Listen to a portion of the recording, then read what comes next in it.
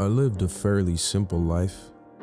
My father ran a small delivery service that mainly operated on the outskirts of Farmington, New Mexico, and it made enough to pay our bills. The business was improper. It was a one-person show since the only employee was my dad, and we had a few pickup trucks to deliver the orders. This event happened when I was only 7 years old. However, the flashbacks of what I saw that day still make chills run down my spine. It was a usual Thursday morning, and Dad was hanging out with his friend Travis.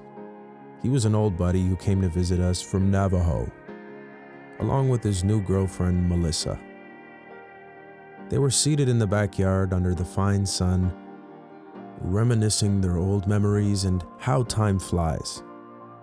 My dad received a call that he had to make a delivery at Window Rock, Arizona at Navajo Reservation.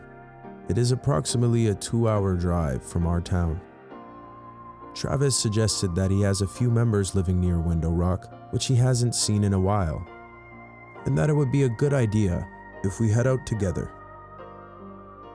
We decided that Travis and Melissa can meet their relatives while Dad can get done with his delivery, and then we can all head out to spend the day at Window Rock. We were on our way home, on the highway connecting Gallup, New Mexico to Window Rock. I stared blankly out the window, hoping we would reach home soon, because it had been quite a tiring day, and I wanted to get some good sleep now. But luck wasn't on our side that day. It had rained heavily, and the road was still wet, so Dad had to keep driving slowly and carefully. We had just gotten off the top of the hill when we spotted a dog sitting at the bottom with his back facing us. There was something off about it. I leaned out of my seat to get a better look at it, while Dad grabbed his walkie-talkie and said, "Hey Trav, do you see that big-ass dog?" He says it pretty casually, almost sarcastically, but Travis does not return the same energy. Instead, we hear him panicking and yelling, "That is not a dog! Speed up right now and hit it!" He repeats his words over and over again and keeps getting louder. It almost felt like he has gone insane or seen a ghost. "Hit it, JJ! You have to hit it! Please! Please! Hit that fucking thing right now!" He pleads again, and my dad furrows his brows in confusion. But he gives in to what Travis is demanding and starts speeding the truck to God knows what is seated at the bottom of the hill. The creature sits there, unbothered, until the headlights switch on and it turns to face us. That is the view that still haunts me to the day. It was covered in hairy brown skin, which was drenched in blood. It let out a raspy breath that was almost inaudible and started coming near our truck. Our eyes met, and it felt like something was consuming me. They were pitch black and were looking directly at me. Its face is challenging to explain, but it seems like a complex mixture of a bear and a human. It looked disturbing, as if it had been tormented and was filled with angst. Startled by what was in front of me, my eyes forgot how to blink, and my jaw hung open. My dad presses his foot on acceleration, and we get even closer to the creature. This is when I realized that it is nowhere close to a dog. It's huge. Although it was still seated on its forearms, its face was above the hood of the truck as we inched closer to hitting it. It let out a horror-stricken scream and banged on the hood of the car. The bang was so forceful that my dad almost lost balance, and the truck skidded to the side of the road. I began shivering at what was happening. What was happening? Was this the end? How are we going to get out of this? No other car was in sight, so I knew it was no use screaming for help. The creature was still breathing heavily and looked at our car as if it annoyed it and had to be demolished immediately.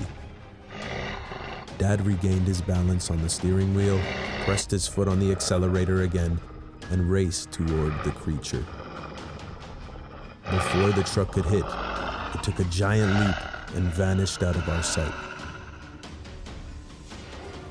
My dad starts breathing heavily, as if he had been holding it for a long time. The walkie-talkie beeps, and the panicked Travis is back and says, "Holy shit, keep driving.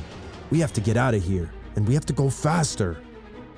He kept emphasizing getting away as soon as possible, so my dad gripped the steering wheel again and started racing the truck again.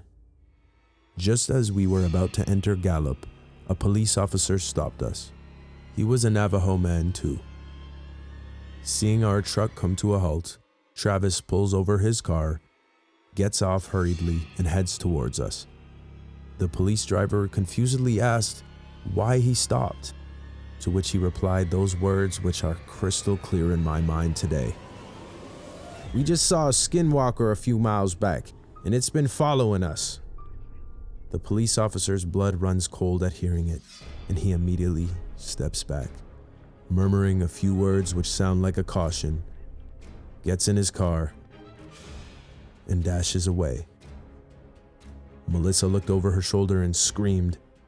We all looked in her direction, and there it was, the same terrifying creature, but this time it was running towards us. Judging by the enormous steps it was taking, it would be in front of us in no time. We immediately sprang inside our trucks and rushed away for the sake of our lives. I looked back, and it was following us. At that age, I had no idea what a skinwalker was, but seeing how fast it was running towards us, I knew it wasn't something harmless or unusual. I shouted, "Faster, Dad!" He increased his speed. Terrified when I looked back after a few minutes, it wasn't there. I let out a sigh of relief. The rest of the night didn't have any unusual happening, but Travis insisted on keeping a Navajo totem thing. Navajo totem thing with us, just in case we ever ran into the same odd creature again. To date, my soul shivers at the thought of what I saw that day, and I am always hesitant in driving on the highways, especially at night, because no matter how much I try to brace myself, the sight of that skinwalker still frightens me.